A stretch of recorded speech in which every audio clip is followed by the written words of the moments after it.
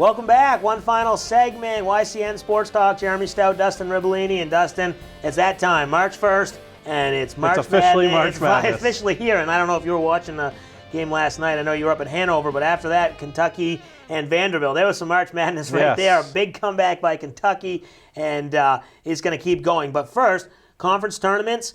Before we get to the conference tournaments, they're kind of that hidden gem. They are. You're a big college basketball guy. Everyone loves the big March Madness, the big NCAA tournament, but these conference tournaments, they start at noon, they start at 1.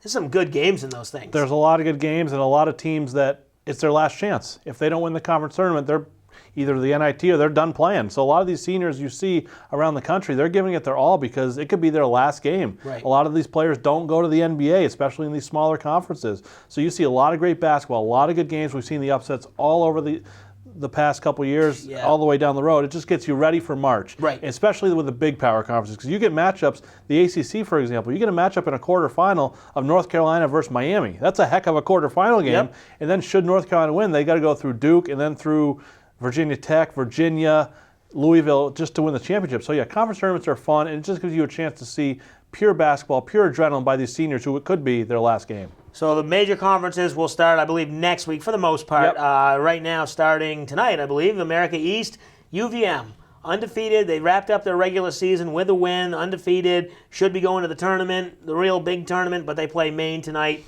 I'd imagine they get that one going. Yeah, UVM had a dominant season. The first America East team to go undefeated. One team did back when they were first full conference team. Yeah. Back when they had lesser teams, in I think 92, Delaware did. But UVM 16-0 in conference play. They're favored by 23.5 over Maine tonight. I think for Vermont they'll win tonight. The problem is they're going to have all the games at home, but you just worry about a letdown game because they had such a great season. Right. If they don't win the conference tournament, they're not going to the NCAA. So you just hope they can avoid that letdown trap game. And a team that, speaking of the letdowns and traps, on Saturday night, Gonzaga hosting BYU, going for undefeated regular season. Another team that was a 20-point favorite or something, and they lose. And they had a big lead early. And yeah, they 16-2 right off. So what does that hurt them for confidence and for seeding? Anything? I think as long as they win their conference tournament, they're still going to get a number 1 seed. Even if they don't, I think they have a chance to get it, but I think they'd slide to the 2 line. For them, confidence-wise, I don't think it hurts them that much because they know they've won a lot of big games here. They beat Florida. They beat a couple other good teams. Yeah. So I think they'll still be a good team going into March. You just wonder, how tested are they? Right. Winning 30 in a row against not top competition the whole season, against good competition, you just wonder, come that second round of the tournament when they face that 8th seed, right, how hard is it going to be? And that's been the knock on them all season. Not that they're not a good team, but when you don't get into the matchups that are close, down to the wire, you just aren't used to that. It's not a knock on their talent. It's just, if you've never done it before, how can you know if you're going to perform? So major conference tournaments start next week, and some of them, the small ones, start tonight. So got a lot to look forward to in NCAA basketball.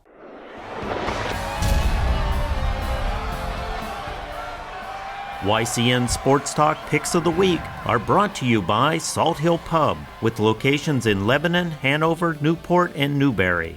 Whether you're in the mood for a quick lunch, a great steak, their signature fish and chips, a fresh salad, or the best burger in town, Salt Hill Pub has you covered.